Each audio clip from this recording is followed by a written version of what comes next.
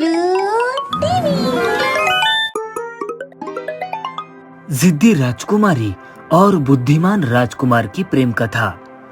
एक समय की बात है, सौगंध नामक एक प्रसिद्ध और विशाल गांव था, जहां के महाराज विक्रमादित्य अपने दो राजकुमार श्रवण, सात्विक और अपनी रानी सुचंद्रिका के साथ रहते थे। उनका महल बहुत आलीशान था, इतना आलीशान कि जो कोई भी महल में आता मानो स्वर्ग में आया हो।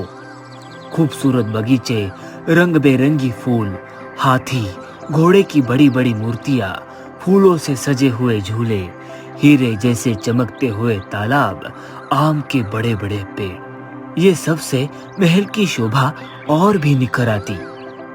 महाराज अपनी प्रजा का बहुत अच्छे से ध्यान रखते थे। उनका बड़ा बेटा था श्रवण, जो तलवारबाजी में माहिर था। दूर दूर के गांव वाले भी उनके तलवारबाजी से परिचित थे, जिससे कोई भी दूसरे राज्य के लोग वहां हमला करने से भी डरते। वही उनका दूसरा बेटा सात्विक, जो अपने चारित्र्य से बुद्धिमान और तीर अंदाज में बहुत ही मशहूर थे।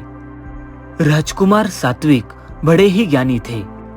वो तीर के साथ आंखें बंद करके भी सही निशाना साधना जानते थे, और साथ ही शिकार पर जाना, शिकार करना भी उन्हें बेहद पसंद था। देखते ही देखते महाराज के बड़े राजकुमार श्रवण का विवाह एक बड़े से घराने में सुंदर राजकुमारी के साथ तय हो गया। शाही तरीके से महाराज ने पूरे महल को हीरे मोती से सजा दिया। इससे महल और भी ज्यादा खूबसूरत लग रहा था। बड़ी धूमधाम के साथ महाराज ने अपने बड़े राजकुमार का विवाह करवाया और अपने राज्य में आ गए, जिससे उनका राज्य में और भी ज्यादा मान सम्मान बढ़ गया। ये देख महाराज बहुत ही खुश रहते थे। तभी राजकुमारी सुचंद्रिका बोलते हुए, बस अब मेरे सात्विक के लिए भी सही राजकुमारी मिल जाए। तभी महाराज विक्रमादित्य बोलते हुए, हाँ देवी, सब सही समय पर हो जाएगा, आप चिंता मुक्त रहिए। और हमारा सात्विक है ही गुणवान और बुद्धिमान, तो उसे अपनी राजकुमारी मिल ही जाएगी। वही पास वाले गांव संगमपुर के महाराजा रणधीर, जो एक बहुत ही महान शूरवीर थे, वो अपनी पत्नी महारानी नैना और एकलौती राजकुमारी सुकन्या के साथ अपने महल में रहते थे। वो अपनी राजकुमारी से बहुत प्यार करते थे, पर राजकुमारी सुकन्या बहुत ही घमंडी और स्वार्थी थी। पर फिर भी महाराज उसकी हर जिद को पूरी करते थे। एक समय राजकुमारी सुकन्या ने जिद की हद पूरे करते हुए एक मनपसंद घोड़े को सोने का बनाने के लिए कह दिया। तभी महाराज ने कहा, यह कैसे हो सकता है बेटा, हम इसे तो सोने का नहीं कर सकते, पर आपके लिए हूबहू ऐसा ही एक सोने का घोड़ा यहाँ हाजिर कर देंगे। उन्होंने शहर के एक मशहूर सोनार के असली सोने से एक घोड़ा बनवाया, जो दिखने में भी बहुत ही सुंदर और लाजवाब था। ऐसे ही महाराज राजकुमारी की हर जिद पूरी करते रहते थे। ऐसे ही एक दिन जब महाराज राज्य के काम से बाहर गए हुए थे, तभी राजकुमारी सुकन्या ने अपनी जिद से महारानी नैना को कहा, माँ, हमें पास वाली नदी के किनारे जाना है। तभी महारानी नैना ने कहा, नहीं बेटा, हम अभी बाहर नहीं जा सकते, और अभी तो पिताजी भी महल के काम से बाहर गए हुए हैं। जैसे ही आपके पिताजी आएंगे, हम तब चले जाएंगे। जिद में बोलने लगी, नहीं माँ, हमें अभी जाना है, मतलब जाना है। अगर आप हमें नहीं ले जा सकते तो हम खुद चले जाएंगे। ये देख महारानी नैना बहुत परेशान हो गई और अपने मंत्री से उन्होंने रथ तैयार करने के लिए कह दिया। महारानी नैना अपनी बेटी से बहुत प्यार करती थी। वो राजकुमारी की जिद के सामने हार कर उनको महल के पास वाली नदी के किनारे ले जाती है। साथ में कुछ सिपाही भी उनके साथ रक्षा देने के लिए आ जाते हैं। घने जंगल के बीचों बीच ये नदी थी, जो बहुत सुंदर थी। हीरे जैसी चमकती नदी देख राजकुमारी सुकन्या बहुत खुश हो गई और उनकी ये खुशी देख महारानी नैना भी खुश हो गई और साथ ही साथ वो चिंता में ये सोचने लगी, मेरी बेटी की जिद हम तो पूरी करेंगे, पर विवाह के बाद मेरी बेटी की सारी जिद कौन पूरी करेगा, कौन इसकी सारी जिद मानेगा। वो मन ही मन राजकुमारी सुकन्या की विवाह को लेकर चिंता में सोचते हुए बोली, जैसे ही महाराज वापस आएंगे मैं उनसे राजकुमारी के विवाह के बारे में बात करूंगी। कि तभी तेज हवाएं चलने लगी।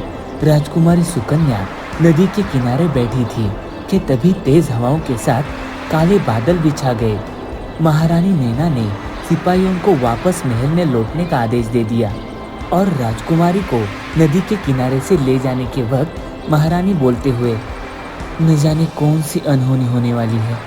ये तेज हवाएं, ये काले बादल, न जाने कौन सी मुसीबत आने वाली है। तेज हवा से जंगल के बड़े बड़े पेड़ जोर जोर से हिलने लगे। अंधेरा छाने लगा। पानी की लहरों की आवाज बढ़ने लगी। तभी एक सिपाही महारानी नैना को बोलते हैं, महारानी, लगता है मौसम ने अपना रुख मोड़ लिया है। हमें जल्द से जल्द महल के लिए निकल जाना होगा। आप और राजकुमारी रथ में बैठ जाइए। कि तभी अचानक नदी से एक बड़ी लहर उठी और राजकुमारी के साथ महारानी और बाकी सब उस लहर में डूबने लगे। जैसे तैसे कर सिपाहियों ने राजकुमारी को भी बचा लिया और महारानी नैना को भी। पर महारानी नैना की हालत बहुत ही गंभीर थी। जल्द ही रथ में बैठकर वो लोग महल में पहुंच जाते हैं। वही महाराज रणधीर भी ये बात सुनते ही राज्य के काम से लौट आते हैं। महल आते ही महाराज नैना का वैद्य को बुलाकर इलाज करवाते हैं, परंतु पानी पूरे शरीर में जाने से उनकी हालत बहुत खराब हो जाती है। दिन ब दिन उनकी हालत में कोई सुधार नहीं आता है। और फिर वो एक दिन आता है जब महारानी नैना ने अपनी अंतिम सांस ली और जाते जाते महाराज रणधीर से अपनी प्यारी राजकुमारी के विवाह के बारे में कह दिया। महारानी के गुजर जाने के बाद वो बहुत ही दुखी रहने लगे। गांव भर में ये बात फैल गई। राजकुमारी सुकन्या के जिद के कारण महारानी नैना की मृत्यु हो गई। ये बात महाराज रणधीर सुनकर परेशान हो गए और करते भी क्या। राजकुमारी उनकी बेटी जो थी वो उनसे बहुत प्यार करते थे, इसलिए उन्हें कुछ कह भी नहीं सकते थे। और इसी के साथ साथ महाराज को राजकुमारी की फिक्र होने लगी। जैसे जैसे समय बीतता गया महाराज की चिंता बढ़ती जा रही थी। अब वो बहुत कम ही राज्य के काम देखते थे और इसी के साथ साथ राजकुमारी भी बड़ी होने लगी, साथ ही और ज्यादा घमंडी और जिद्दी हो गई। तभी राजा रणधीर ने राजकुमारी की विवाह के बारे में उनसे बात की। तभी राजकुमारी सुकन्या बोली, मैं विवाह तो करूंगी पिताजी, पर मेरी कुछ शर्त है और जो भी व्यक्ति मेरी ये शर्त पर खरा उतरेगा मैं उसी के साथ विवाह करूंगी।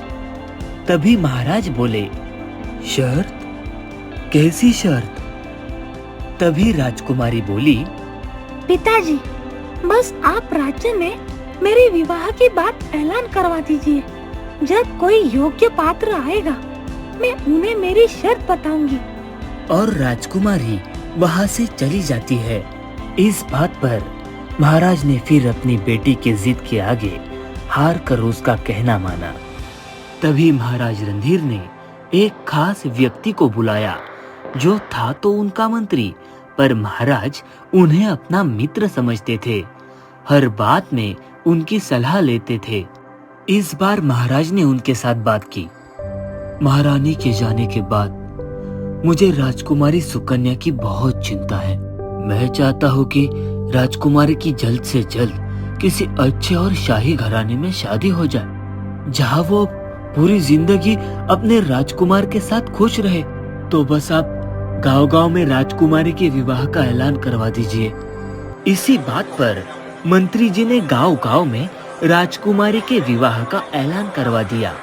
ऐलान सुनते ही दूर दूर से राजकुमारी सुकन्या के लिए अच्छे और शाही राजकुमार के रिश्ते आने लगे। महाराज के आदेशानुसार मंत्री ने एक सभा बुलवाई जिसमें कई राजकुमार राजकुमारी से विवाह करने आए हुए थे। सभी राजकुमारी का बेसब्री से इंतजार करने लगे। तभी वहां महाराज के साथ राजकुमारी सुकन्या सभा में पहुंची। सोने चांदी के गहने से सजी हुई राजकुमारी बहुत ही सुंदर लग रही थी। तभी महाराज रणधीर बोलते हुए, सभा शुरू की जाए। तभी मंत्री बोले, जी महाराज। के तभी एक राजकुमार अपनी अनोखी अदा से सभा में आए और राजकुमारी को खुश करने के लिए खड़े हो गए। तभी राजकुमारी सुकन्या ने एक सैनिक से तीर मंगवाया और सभी राजकुमार से कहा, जो कोई भी इस निशाने पर सही निशाना साधेगा मैं उसी से विवाह करूंगी। तभी सब राजकुमार आपस में बातचीत करते हुए, बस इतनी सी बात, ये तो मैं करूंगा। सबको शांत करते हुए राजकुमारी बोली, अरे ये तो आधी शर्त है। राजकुमारी की ये बात सुनते ही सभी सभा में मौजूद लोग आपस में बातचीत करते हुए, आधी शर्त मतलब पूरी शर्त क्या होगी राजकुमारी की? पूरी शर्त यह है कि निशाना तो यही साधना है तीर से, परंतु वो तीर हमारे इस शाही नद के अंदर से गुजरते हुए लगना चाहिए। सब ये बात सुनकर चौकन्ना हो गए। फिर एक के बाद एक राजकुमार आए और सब ने निशाना साधने की कोशिश की, पर कोई भी उस शाही नद से निशाना साध ना सका। ये देख राजकुमारी और महाराज रणधीर दोनों नाराज हो गए। इसके बाद तो महाराज की चिंता और भी बढ़ गई। वो अपने कक्ष में ही ज्यादा वक्त बिताने लगे। एक समय राजकुमारी के दिमाग में एक बड़ी जिद करने की खुराफत जगी। उन्होंने पिताजी यानी महाराज रणधीर से एक प्रस्ताव रखा और जिद में कहने लगी, पिताजी, आप कितने बूढ़े हो गए हो, अब आप मुझे बिल्कुल भी पसंद नहीं, तो आप ये राज्य छोड़कर चले जाएं। अब उम्र के कारण वैसे भी आपको ये राज्य संभालना मुश्किल जा रहा है। ये सुन महाराज को बड़ा आघात लगता है और वो कहते हैं, कैसी जिद है? और बेटी, ये मेरे राज्य का क्या होगा? ऐसी क्यों बात कर रही हो आप? माना मैंने आपकी हर जिद पूरी की, पर ये कौन सी जिद है राजकुमारी? तभी राजकुमारी अपनी जिद हर बार की तरह पकड़ते हुए बोली, बस मैंने बोल दिया ना तो बोल दिया। हर बार की तरह मेरी ये जिद भी पूरी होनी ही चाहिए पिताजी। मुझे इस राज्य में कोई भी बूढ़ा इंसान नहीं चाहिए, बस जवान और बच्चे ही चाहिए इस राज्य में। इतना कहते ही राजकुमारी वहां से शिकार पर चली जाती है। जाते जाते ये भी कहती है, मेरे आने तक आप चले जाए तो बहुत अच्छा होगा पिताजी। ये बात सुनते ही महाराज बहुत निराश और अकेले हो जाते हैं। ये बात सुनने के बाद उनकी तबीयत और भी खराब होने लगती है। ये सारी बात उनके मंत्री सुन लेते हैं। उन्हें भी बहुत दुख हो जाता है। तभी महाराज बोलते हैं, कोई बात नहीं मंत्री जी, हमारी राजकुमारी की ये जिद भी हम पूरी करेंगे। बस आपको मेरी थोड़ी सहायता करनी होगी इसमें। कहिए महाराज, मैं आपकी सेवा करने के लिए तो हूँ, परंतु राजकुमारी के इस जिद ने सारी हदें ही पार कर दी। तभी अचानक महाराज को चक्कर आ गई और वो गिर पड़े। मंत्री जी गुप्त रास्ते से महाराज को वेद कक्ष में लेकर गए। वहां जाते ही वेद को जल्द ही इलाज करने के लिए कहा गया और ये बात किसी को भी कानों कान तक पता नहीं चलनी चाहिए, ऐसा मंत्री जी ने वैद्य को कह दिया। और वहां से राज्य में सब ठीक ठाक है कि नहीं वो देखने के लिए वहां से चले गए। वही दूसरे वैद्य जी ने महाराज का अच्छे से इलाज कर दिया और उन्हें आराम करने की सलाह दी।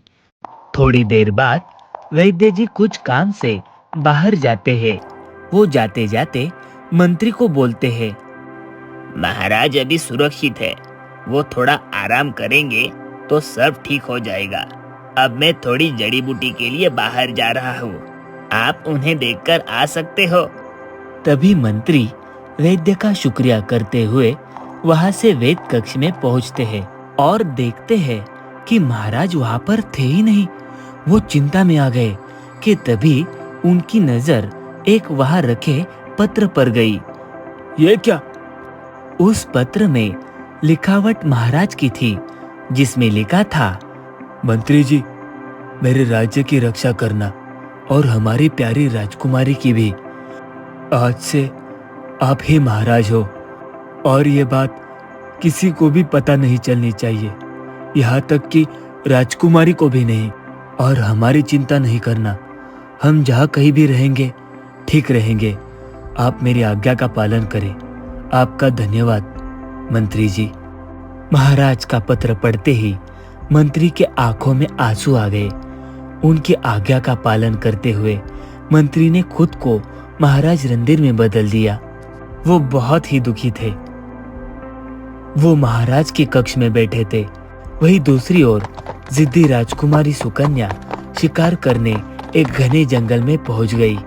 जंगल में शिकार करते वक्त राजकुमारी की नजर वहां के एक नदी के किनारे पर गई और खुद को उस नदी के पानी में देखने लगी और मन ही मन सोचने लगी, मैं तो बहुत सुंदर हूँ, मेरे पास तो सब कुछ है, मैं जो चाहूँ वो कर सकती हूँ। और अब तो पिताजी ने मेरी जिद मानकर राज्य भी छोड़ दिया होगा, तो अब से पूरा राज्य भी मेरा है। ऐसे ही अचानक तेज हवाएं चलने लगी। राजकुमारी सुकन्या को वो बचपन का बुरा दिन याद आ गया। तभी राजकुमारी ने जंगल से अपने महल की ओर जाने का सोचा और अपने घोड़े पर सवार होकर वो महल के रास्ते चल पड़ी कि तभी उसे महाराज के कक्ष से रोने की आवाज सुनाई दी। ये सुनते ही वो बोली, ये रोने की आवाज कैसे? और ये क्या? पिताजी अभी तक यही है, उन्होंने मेरी बात को सुना नहीं। मुझे और जिद करनी होगी, अभी खबर लेती हूँ। ऐसा सोच वो महाराजा रणधीर के कक्ष आ पहुंची और क्रोध में कहने लगी, पिताजी, अभी तक आप यही हो? आपने मेरी बात सुनी थी कि नहीं? तभी अपने आंसू छुपाते हुए महाराज के कक्ष में बैठे मंत्री जी बोले, राजकुमारी, हम आपका विवाह करके ही यहाँ से जाएंगे, वादा करते हैं। कि तभी राजकुमारी बोली, कोई आवश्यकता नहीं है पिताजी, ये सब हम देख लेंगे, आप बस यहाँ से चले जाएं। मंत्री आगे कुछ बोलते कि तभी राजकुमारी जोर से कक्ष का दरवाजा पटकते हुए वहां से निकल जाती है। ये बात सुनकर और महाराज के दुख में आकर मंत्री जी बहुत बीमार हो जाते हैं और कुछ ही दिन के बाद उनकी मृत्यु हो जाती है। मरते तो मंत्री है, पर महाराज का वेश पहनने के कारण सबको लगता है कि महाराज रणधीर की मृत्यु हो गई। गांव भर में ये बात पहुंच जाती है। सभी बहुत दुखी थे, परंतु राजकुमारी सुकन्या, उन्हें तो इस बात का जरा भी दुख नहीं हुआ। वो बड़ी जिद्दी और स्वार्थी थी। राजकुमारी इस बात से अनजान थी कि जिसकी मृत्यु हुई है वो महाराज नहीं बल्कि मंत्री जी थे। ऐसे ही कुछ समय के बाद महाराज को बताए हुए फैसले को पूरा करते हुए पूरे राज्य में ये बात ऐलान करवाने के लिए कहती है, कोई बूढ़ा व्यक्ति अब इस राज्य में नहीं रहेगा, सिर्फ बच्चे और जवान ही यहाँ रह सकते हैं। राजकुमारी का ये हुक्म सुनते ही गांव भर में ये बात ऐलान हो जाती है। ये बात गांव में ऐलान होते ही सभी गांव वाले परेशान हो जाते हैं, पर राजकुमारी का हुक्म है तो सब उसकी बात को सुनकर दूसरे गांव चले जाते हैं। कुछ ही लोग अब उस गांव में रहते थे। राजकुमारी अपनी जिद से पूरे गांव वालों को परेशान कर देती है। दूसरी ओर से सोनगढ़ के राजकुमार अपने मन पसंदीदा घोड़े पर सवार होकर शिकार पर निकलता है। वो अपने राज्य से निकलकर पास वाले राज्य के एक घने जंगल में पहुंच जाता है। जंगल काफी बड़ा और घना रहता है। बड़े बड़े फल के पेड़, अजीब डालियों वाले जंगली पेड़। ये देख राजकुमार सात्विक मन ही मन सोचते हुए, क्या जंगल है, यहाँ जरूर मुझे कोई शिकार मिल ही जाएगा। कि उसे कुछ आवाज सुनाई देती है। राजकुमार सात्विक फौरन ही अपने तीरंदाज के साथ घोड़े से नीचे उतर गए। उन्हें पता चल गया कि जरूर आसपास कोई अच्छा शिकार है। वो अपनी चौकन्नी आंखों से तीरंदाज के साथ आसपास देखते हैं तो उन्हें एक सुंदर हिरन दिखाई देता है। वो हिरन पर निशाना साधते हैं कि तभी हिरन वहां से भाग जाता है और तीर एक बूढ़े आदमी को लग जाता है। तभी राजकुमार बोलते हैं, अरे ये मैंने क्या कर दिया? उस बूढ़े आदमी को बाजू में तीर लगने से काफी खून बहने लगा। ये देख राजकुमार सात्विक उनसे माफी मांगने लगे और बोले, मैंने ये जानबूझकर नहीं किया, मुझे क्षमा करे। तभी बूढ़े आदमी ने बड़ी ही शांति से राजकुमार से कहा, कोई बात नहीं बेटा। के तभी राजकुमार सात्विक बड़े ही आश्चर्य से उन्हें पूछते हैं, आप कौन और इस घने जंगल में अकेले? तभी वो बूढ़ा आदमी उसे कहता है, हाँ, यही पास में मेरी एक छोटी कुटिया है, चलो वहां चलकर बात करते हैं, क्योंकि यहाँ बहुत सारे जंगली जानवर भी है। हाँ जरूर, वही मैं आपके घाव पर जड़ी बूटी भी लगा दूंगा। मैं बहुत शर्मिंदा हूँ। कोई बात नहीं, इसमें तुम्हारी कोई गलती नहीं है, आप चलो। ऐसे ही राजकुमार सात्विक और उनका घोड़ा चेतक दोनों उस बूढ़े आदमी के कुटिया में पहुंच जाते हैं। तभी राजकुमार सात्विक उनके घाव पर जड़ी बूटी लगाते हुए बोले, पर अभी तक आपने ये नहीं बताया कि आप इस घने जंगल में अकेले रह क्यों रहे हो? तभी बूढ़ा आदमी बोला, मैं यही पास के गांव संग्रामपुर का हूँ। वहाँ की राजकुमारी सुकन्या जो बहुत ही घमंडी और जिद्दी है, उसी की वजह से आज मैं यहाँ हूँ। इतना बोलते ही उनके आंखों में आंसू आ गए। ये देख राजकुमार सात्विक बोले, राजकुमारी की वजह से? वो कैसे? तभी बूढ़ा आदमी कहता है, राजकुमारी ने सबका जीना बुरा किया है। उन्हें अपने राज्य में बस जवान और बच्चे लोग ही चाहिए। कोई भी बूढ़ा आदमी उनके राज्य में नहीं रह सकता। तभी राजकुमार गुस्से में कहते हुए, अरे ऐसे कैसे वो कर सकती है? क्या उनके माता पिता भी इसमें शामिल है? तभी बूढ़ा आदमी बोलते हुए, अरे नहीं नहीं, महाराज विक्रमादित्य और महारानी नैना तो बहुत ही अच्छे और नेक दिल के थे। प्रजा का हमेशा भला ही किया है उन्होंने। तभी राजकुमार बोलते हुए, तो इस बार क्या हुआ? उन्होंने राजकुमारी के इस बात पर कुछ किया नहीं? के बूढ़े आदमी ने दबी हुई आवाज के साथ कहा, काश आज वो लोग जिंदा होते तो राज्य की ये हालत नहीं होती। परंतु मेरे ख्याल से तो अच्छा ही हुआ कि वो अब इस दुनिया में नहीं है। होते तो शायद राजकुमारी उनके साथ भी यही करती, फिर तो वो जीते जी ही मर जाते। इतना घमंडी और जिद्दी मैंने आज तक किसी को भी नहीं देखा। और ये ढोल नगाड़े की आवाज कहाँ से आ रही है? तभी बूढ़े आदमी ने कहा, ये वही जिद्दी राजकुमारी के राज्य संगमपुर से आ रही है, जहाँ उनके विवाह का स्वयंवर चल रहा है।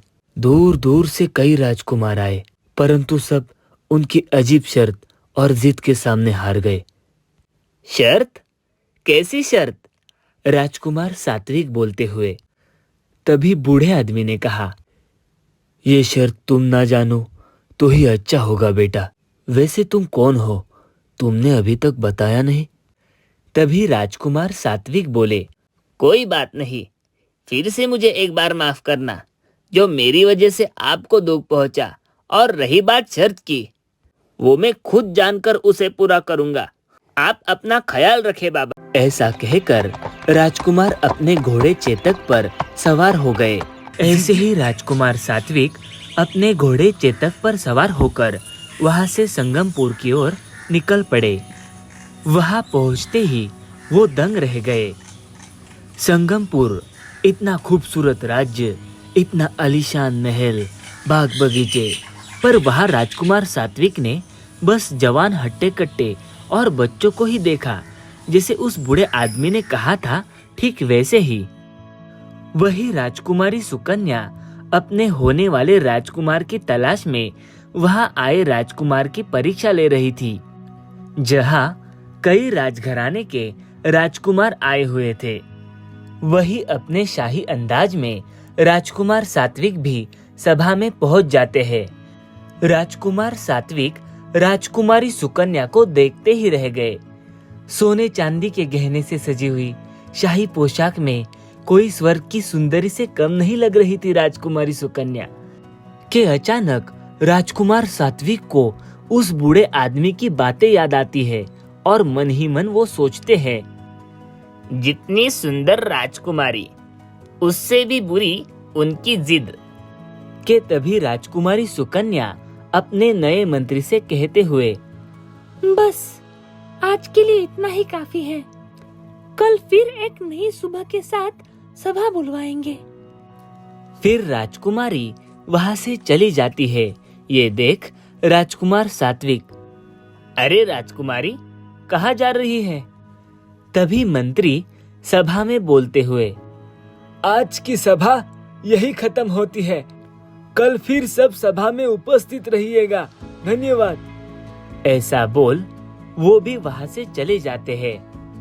तभी राजकुमार सोचते हुए, कोई बात नहीं, एक और दिन मुझे इंतजार करना होगा राजकुमारी की शर्त का। पर मैं क्या करूं? चलो, इस अजीब महल में रुकने से अच्छा है मैं जंगल के उस बूढ़े आदमी के पास जाऊं। उनका घाव ठीक हुआ कि नहीं? ऐसा सोच वो अपने घोड़े चेतक के साथ वहां से जंगल की ओर निकल पड़े। घने जंगल में रात के समय वो बाबा की कुटिया पे पहुंच जाते हैं। तभी बाबा बोलते हुए, अरे बेटा तुम। तभी राजकुमार बोलते हुए, हाँ बाबा, आप ठीक तो हो? आपका घाव लाओ, मैं जड़ी बूटी लगा देता हूँ। अरे मैं ठीक हूँ बेटा, क्या तुम महल में नहीं गए? के तभी राजकुमार बोले, मैं महल में तो गया था बाबा, पर राजकुमारी ने आज की सभा पूरी कर कल फिर सबको बुलाया है। तभी बाबा बोले, अच्छा कोई बात नहीं, तुमने कुछ खाया कि नहीं?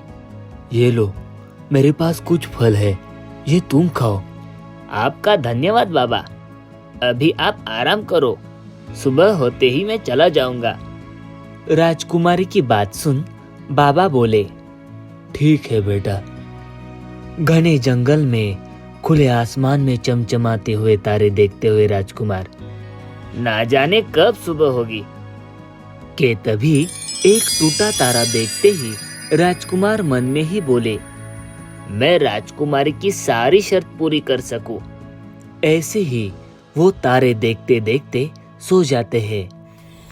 अगली सुबह पक्षियों की मधुर आवाज सुनते ही राजकुमार सात्विक की आंखें खुल जाती है।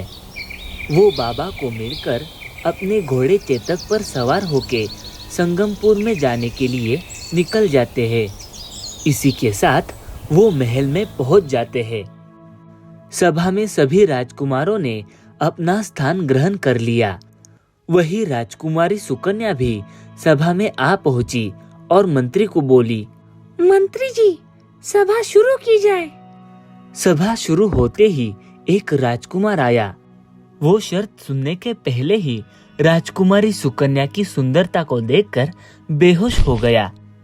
के तभी सभा में आगे आकर राजकुमार सात्विक प्यार से कहते हुए, संगमपुर की सुंदर राजकुमारी को राजकुमार सात्विक का प्रणाम। क्या मैं आपकी शर्त जान सकता हूँ? राजकुमार की इस अदा पर राजकुमारी सुकन्या प्रभावित होकर राजकुमार को अपनी शर्त कहती है, यदि आपने इस निशाने पर सही तीर साधा तो मैं आपसे विवाह करूंगी। पर राजकुमारी आगे कुछ बोल रही थी। तभी राजकुमार बीच में ही बोलते हुए, अरे बस इतनी सी बात, ये तो मैं बहुत आसानी से कर जाऊंगा। तभी राजकुमार को बीच में ही रोकते हुए राजकुमारी बोली, लगता है आपको विवाह की बहुत जल्दी है। हमारी पूरी शर्त तो सुन लीजिए ना राजकुमार। निशाना तो यही साधना है, परंतु तीर को हमारी इस शाही नद के अंदर से होते हुए इस निशाने पर लगना होगा। क्या यह आसान है? इस बात पर हंसते हुए राजकुमार सात्विक बोले, ये तो और भी आसान है प्यारी राजकुमारी। कि तभी राजकुमारी निशाने के ठीक आगे खड़ी हुई। राजकुमारी की शर्त के मुताबिक 3 मौके राजकुमार को दिए गए। राजकुमार तो तीरबाज में माहिर थे और इस बात से राजकुमारी वाकिफ नहीं थी। तभी राजकुमार सात्विक ने वो तीनों तीर एक साथ लिए और निशाने पर तीर साधा। कि तभी सभा में उपस्थित लोग ये देख हंसने लगे। अरे क्या क्या कर रहा है ये राजकुमार? सभी बातें बोलने लगे। कि तभी अपनी अनोखी तीरबाजी के साथ निशाने को देखते हुए बड़ी ही आसानी से राजकुमार ने राजकुमारी की शाही नद के अंदर से होते हुए तीनों तीर पहले ही बार में निशाने पर लगा दिए। ये देख सभा में सभी लोग चौंक गए और राजकुमार की वाह-वाह करने लगे। और दूसरी ओर राजकुमारी सुकन्या बहुत खुश हो गई और पूरी सभा में राजकुमार सात्विक की बहुत प्रशंसा होने लगी। कि तभी राजकुमारी बोलते हुए, बहुत खूब राजकुमार, आपने हमारी ये शर्त को बहुत अच्छे से पूरा करके ही दिखाया। इसी बात पर पूरे महल में शाही सुर बजने लगे कि राजकुमारी सुकन्या को उनका राजकुमार मिल गया। तभी राजकुमार सात्विक बोलते हुए, प्यारी राजकुमारी, अब तो आपकी शर्त भी पूरी हो गई, तो अब हम बहुत जल्द ही विवाह के लिए अपने परिवार के साथ आपके राज्य में आएंगे। तभी राजकुमारी हंसकर बोली, हाँ बिल्कुल राजकुमार, इसमें तो कोई भी समस्या नहीं है, परंतु मेरी दूसरी शर्त जो आप सुनकर हैरान हो जाएंगे। दूसरी शर्त यह है कि आप हमारे राज्य में विवाह के लिए आएंगे, पर आपके बारात में कोई भी बूढ़ा व्यक्ति मुझे नहीं चाहिए। सिर्फ बच्चे और जवान लोग ही हमारे विवाह में शामिल हो सकते हैं। राजकुमारी की ये बात राजकुमार सात्विक को पता थी, फिर भी उन्होंने अनजान बनकर राजकुमारी से पूछा, माफ करना राजकुमारी, पर यह कैसी शर्त है? मेरे माता पिता भी नहीं आ सकते हमारे विवाह के लिए आपके इस शर्त के मुताबिक? तभी राजकुमारी बोलते हुए, हाँ कुछ भी हो, हमारे विवाह में बस जवान और बच्चे ही आएंगे। अगर आपको ये शर्त मंजूर है तभी आप मुझसे विवाह कर सकते हो। राजकुमार सात्विक बड़े ही बुद्धिमान थे। राजकुमारी की ये गलत जिद को लेकर उन्हें सही सबक के लिए राजकुमार ने ये भी शर्त मंजूर कर ली। तभी राजकुमारी ने भी खुश होकर अपने सही पात्र के साथ अपने विवाह का ऐलान पूरे राज्य में कर दिया। वही राजकुमारी की रजामंदी लेकर राजकुमार सात्विक अपने राज्य के लिए निकल पड़े। राजकुमार सात्विक वहां से निकलते ही कई सारी बातें उनके दिमाग में दौड़ रही थी। वो सोच रहे थे कि ये सब बात वो अपने घर वालों से कैसे बताए। ऐसे ही वो शाम तक अपने शाही महल में पहुंच जाते हैं। आते ही वो महल में अपने पिताजी महाराज विक्रमादित्य से मिलते हैं और उन्हें सारी बात कहते हैं। ये सारी बातें सुन महाराज विक्रमादित्य दंग रह जाते हैं। तभी राजकुमार सात्विक को साथ लिए सौगंध के घने जंगल में रहने वाले भविष्यकाली के पास जाते हैं।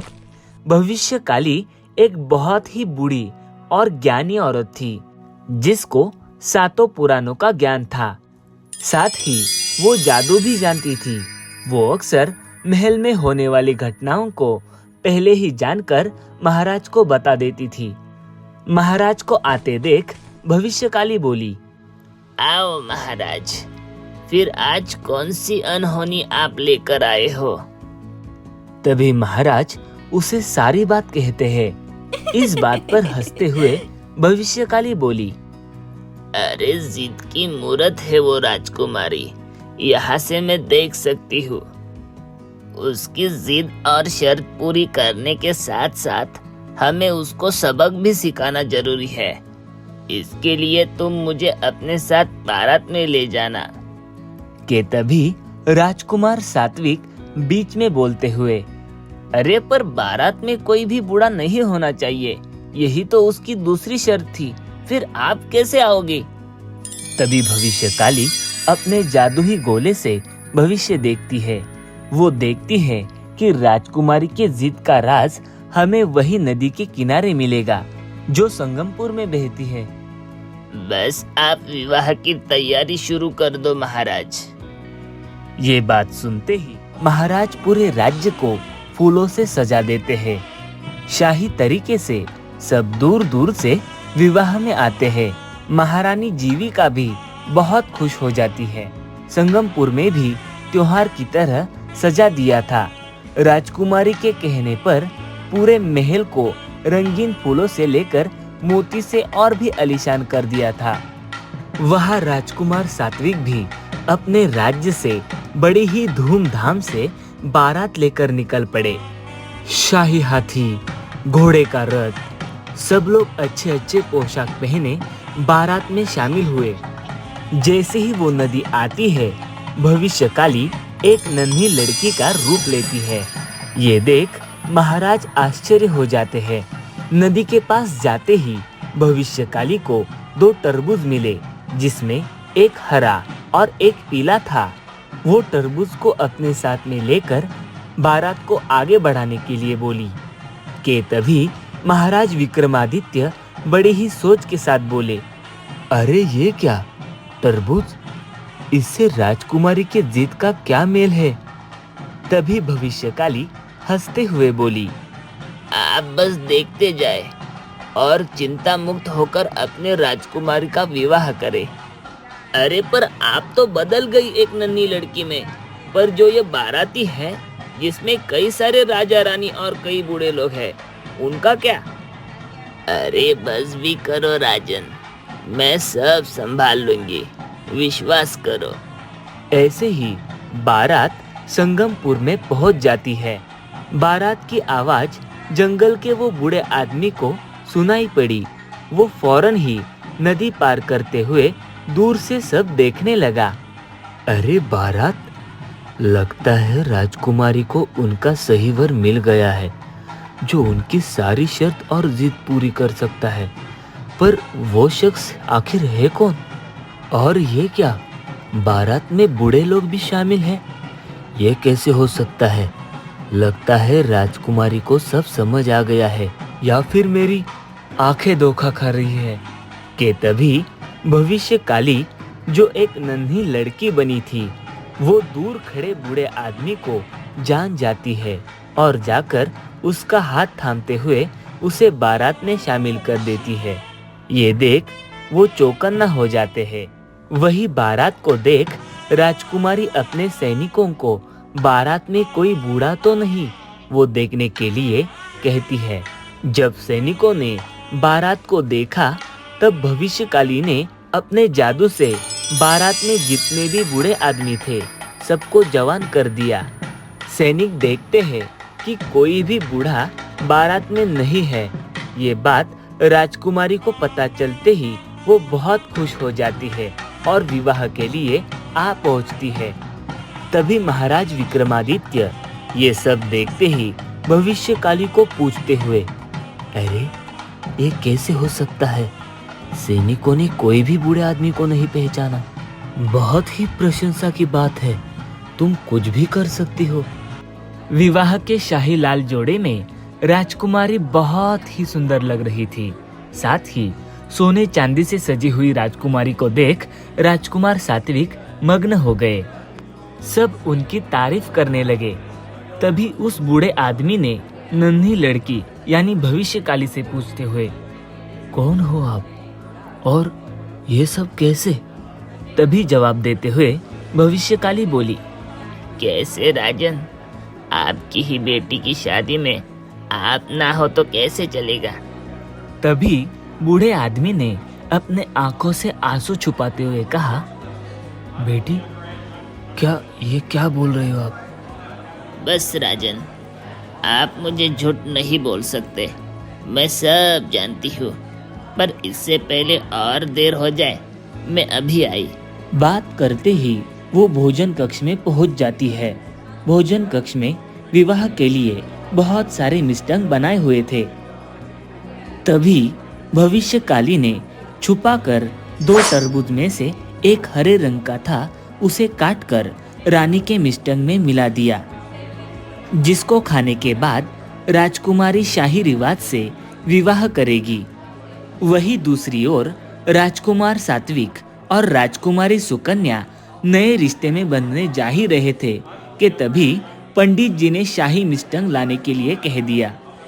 भोजन कक्ष से मिष्टांग आते ही राजकुमारी ने उस मिष्टांग की एक चम्मच खाते ही वो एक बूढ़ी औरत में बदल गई। चांद जैसे चेहरे पर अचानक झुर्रियां, सुनहरे काले घने बालों की जगह सफेद बाल हो गए। इसी वजह से वो बहुत बदसूरत बन जाती है। ये देख पूरे विवाह में आए हुए लोग आश्चर्य हो गए। तभी खुद को ऐसा देख राजकुमारी रोने लगी और खुद का आदेश उसे याद आया कि कोई भी बूढ़ा इस विवाह में नहीं होगा। कि तभी राजकुमार सात्विक बोले, राजकुमारी, अब मैं आपसे विवाह नहीं कर सकता। आपके शर्त के मुताबिक कोई भी बूढ़ा विवाह में नहीं होना चाहिए, पर यहाँ तो आप खुद ही एक बूढ़ी, तो मैं कैसे विवाह कर सकता हूँ आपसे? तभी राजकुमारी सुकन्या राजकुमार सात्विक और बाकी सब से माफी मांगने लगी और जोर जोर से रोने लगी। कि तभी उस भीड़ में से एक बूढ़ा आदमी आकर उसे चुप कराते हुए बोला, शांत हो जाओ प्यारी राजकुमारी, अब तो आप समझ गई ना अपनी गलती। राजकुमारी को यह आवाज जानी पहचानी लगी और वो बूढ़े आदमी को देखते ही बोली, पिताजी। वो बूढ़ा आदमी और कोई नहीं, सौगंध के महाराज रणधीर थे, जो वक्त के पहले अपनी राजकुमारी के जिद के कारण जंगल में रहते थे। तभी राजकुमारी उनसे गले लगाकर रोकर बोली, पर आप तो पिताजी। तभी महाराज रणधीर बोले, वो मैं नहीं, हमारे मंत्री थे। तभी राजकुमारी बोलते हुए, पिताजी, हमें माफ करें, चाहे कुछ भी हो, आपने मेरी हर जिद पूरी कर दी।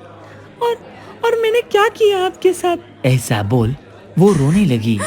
तभी महाराज बोलते हुए, तुम्हें अपनी गलती का एहसास हुआ, वही बड़ी बात है राजकुमारी। हम अब भी आपसे बहुत प्यार करते हैं। तभी वो नन्ही लड़की बनी भविष्यकाली भोजन कक्ष में जाकर मिष्टांग में दूसरा तरबूज, जो रंग में पीला था, वो काटकर राजकुमारी को दे देती है।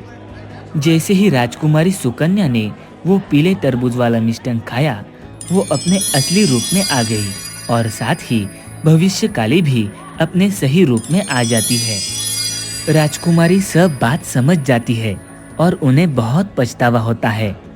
उसकी अजीब जिद के कारण उन्होंने कई लोगों को परेशान किया। वो सब लोगों से माफी मांगती है और ऐसा फिर नहीं करने की बात रखती है। सभी लोग राजकुमारी सुकन्या को माफ कर देते हैं। कि तभी महाराज रणधीर अपनी राजकुमारी सुकन्या का हाथ राजकुमार सात्विक के हाथ में देते हुए बोले, जो हुआ बेटे उसे भूल जाओ, क्योंकि अंत भला तो सब भला। आज से तुम मेरी बेटी का ख्याल रखना, तुम उसके लिए सही पात्र हो। तभी राजकुमार उनसे बोलते हुए, अरे, आप तो वही जंगल वाले बाबा हो। तभी महाराज बोले, हाँ बेटा, मैं तभी समझ गया था कि तुम्हारा संगमपुर में आना मतलब कुछ तो बात है, और वो बात मेरी बेटी ही थी। बस आप दोनों हमेशा खुश रहो। ऐसा बोल महाराज रणधीर बड़े रौनक के साथ राजकुमार सात्विक का जिद्दी राजकुमारी से, अरे मेरा मतलब सुंदर राजकुमारी सुकन्या के साथ विवाह करते हैं। सभी मिलकर उन्हें बहुत सारी शुभकामनाएं देते हैं। महाराज रणधीर भी राजकुमारी की प्रशंसा करते हुए अपना राज्य उनके हाथ में सौंप देते हैं। दोनों राज्य में बहुत बड़ी दावत होती है और अब तो राजकुमारी सुकन्या कोई भी जिद नहीं करती, ना ही कोई शर्त रखती है। ऐसे वो दोनों मिलकर अपने दोनों राज्य का नाम रोशन करते हुए खुशी से रहने लगे। तो दोस्तों, कहानी आपको कैसी लगी हमें जरूर कमेंट करके बताएं और ऐसे दिलचस्प कहानियों के लिए हमारे चैनल गुगलू टीवी को सब्सक्राइब करें, लाइक करें और बेल आइकॉन को दबाएं ताकि ऐसे कहानियों का आप मजा उठा सको। धन्यवाद। हेलो दोस्तों, कहानी आपको पसंद आई हो तो गुगलू टीवी को लाइक करें, सब्सक्राइब करें और बेल आइकन को दबाएं और अपने दोस्तों के साथ शेयर करें।